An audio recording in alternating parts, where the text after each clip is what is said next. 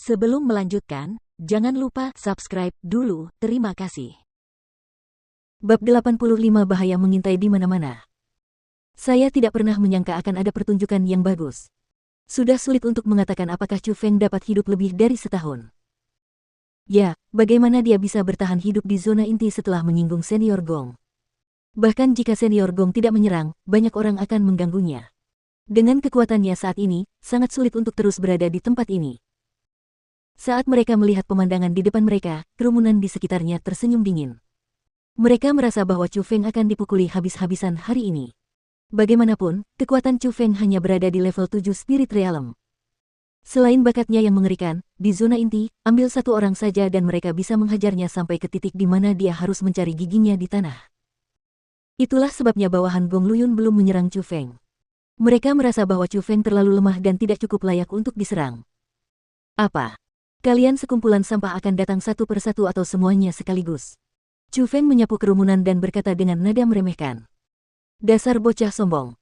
Dasar sampah yang bahkan tidak punya bakat tingkat rendah tapi berani bilang kita sampah. Kalau hari ini kita tidak memberimu pelajaran, kau tidak akan tahu seberapa tinggi langit dan seberapa dalam bumi. Salah satu murid inti sangat marah dengan Chu Feng. Dia melangkah maju, dan sebuah tangan dengan kekuatan mencakar ke arah Chu Feng. Dia mulai menyerang secara langsung. Asteris Bam namun, saat tangan itu hendak menyentuh Chu Feng, tangan Chu Feng mencengkeram pergelangan tangannya dengan erat. Kekuatan yang kuat membuatnya tidak dapat bergerak sedikit pun. Dia memblokir serangan orang itu. Penonton yang melihat merasa terkejut. Meskipun orang yang menyerang Chu Feng sangat lemah, tetapi dia masih berada di level 8 Spirit Realm. Orang yang dia urus, Chu Feng, hanya berada di level 7 Spirit Realm jadi dia seharusnya sudah lebih dari cukup. Bagaimana dia bisa dengan mudah dihalangi oleh Chu Feng? Kemudian, ketika adegan berikutnya terjadi, keterkejutan mereka berubah menjadi keterkejutan. Chu Feng menggunakan sedikit tenaga di tangannya dan tiba-tiba menariknya ke bawah. Dengan suara keras, lengan murid inti itu patah oleh Chu Feng. Dia belum selesai. Chu Feng mengangkat kakinya dan menendang lutut kiri orang itu. Suara patah lainnya terdengar dan kaki kiri orang itu patah. Dia kemudian mulai berguling-guling di tanah sambil melolong kesakitan. Asteris suara mendesing asteris. Tepat saat mereka terkejut, Chu Feng melesat di depan seorang murid seperti hantu. Ia memukul dengan tinjunya dan mendarat dengan keras di wajah orang itu, langsung mematahkan rahangnya. Lumpuhkan bajingan ini, melihat dua orang jatuh dalam sekejap mata, kelompok murid inti benar-benar marah. Mereka menyerang bersama-sama dan mereka semua melompat ke arah Chu Feng. Waktunya bagus sekali. Ketika Chu Feng menghadapi serangan kelompok yang berisi segala macam keterampilan bela diri dan segala macam kekuatan, dia hanya tertawa dingin. Sinar petir menyambar mata Chu Feng dan seketika, tubuhnya ditutupi oleh ular petir. Asteris bis gelombang asteris. Petir menyambar ke segala arah dan seolah-olah matahari sedang terbenam. Cahaya terang itu memaksa mata orang-orang yang menyaksikan terpejam dan kekuatan dahsyat itu membuat mereka terus-menerus menjauh.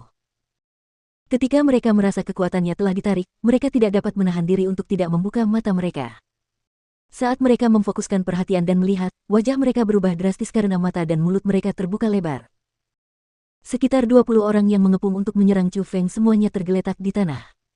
Tubuh mereka semua hitam dan tidak terbakar ringan. Mereka saat ini berguling-guling sambil menangis kesakitan. Mereka kembali memusatkan perhatian pada Chu Feng dan tidak ada sehelai rambut pun yang rusak. Bahkan tidak ada debu di pakaiannya. Dia memandang dengan jijik ke arah orang-orang yang melolong dan berkata dengan dingin, kalian tidak memenuhi syarat untuk memberiku pelajaran. Setelah menyelesaikan kata-kata itu, Chu Feng melemparkan tatapan dinginnya ke arah kerumunan yang mengamati. Mereka yang melihat tatapan Chu Feng menggigil dan hawa dingin mulai muncul di hati mereka. Mereka tidak bisa menahan diri untuk mundur selangkah. Bahkan para ahli dari alam origin tidak terkecuali. Melihat mereka yang berwajah gembira atas musibah yang menimpa orang lain tetapi kini menampakkan ekspresi gugup, sudut mulut Chu Feng terangkat membentuk senyum dingin sebelum pergi bersama Su Mei. Ya Tuhan! Bagaimana orang ini bisa begitu menakutkan? Bagaimana dia bisa menjadi sampah dari alam roh dengan aura seperti itu sekarang? Bahkan orang-orang dari alam asal mungkin tidak memiliki aura seperti itu. Tidak hanya itu, skill yang baru saja dia gunakan bukan hanya sekedar skill tingkat 5, sepertinya. Seperti apa? Dilihat dari aura skill itu, seharusnya skill itu termasuk dalam 3 jurus petir.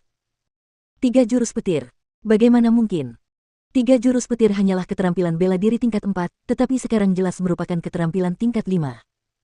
Benar sekali. Jurus tiga petir memang merupakan jurus tingkat 4, tetapi perlu kamu ketahui bahwa jika seseorang menguasai jurus ketiga dari jurus tiga petir, maka jurus itu akan menjadi jurus tingkat 5. Maksudmu.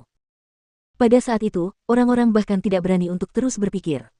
Bagaimanapun, hingga hari ini, hanya pendiri sekolah naga biru yang menguasai 3 jurus petir. Banyak orang yang telah mengolahnya sebelumnya, tetapi tidak ada yang dapat menguasainya sepenuhnya.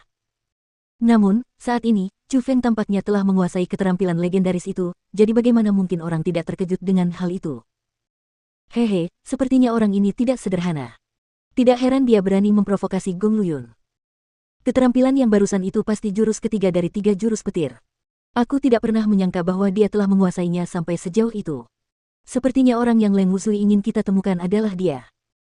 Tepat pada saat itu, di suatu lokasi di luar gedung keterampilan bela diri, seorang pria dan seorang wanita muncul. Mereka melihat ke belakang Chu Feng yang pergi dan kilatan dingin muncul di mata mereka. Lihat, bukankah itu senior Gao Le dan Liu Bing? Keduanya dulu ada di papan peringkat Azure Dragon. Setelah dikalahkan oleh Leng Wusui, mereka menghapus nama mereka dari papan peringkat atas kemauan mereka sendiri. Kudengar setelah mereka dikalahkan oleh Leng Wusui, entah mengapa, mereka memilih untuk mengikutinya. Hingga saat ini, mereka masih bekerja untuk Leng Wusui sehingga sangat jarang muncul di sekolah naga biru. Benarkah? Setelah kalah, mereka memilih untuk mengikutinya.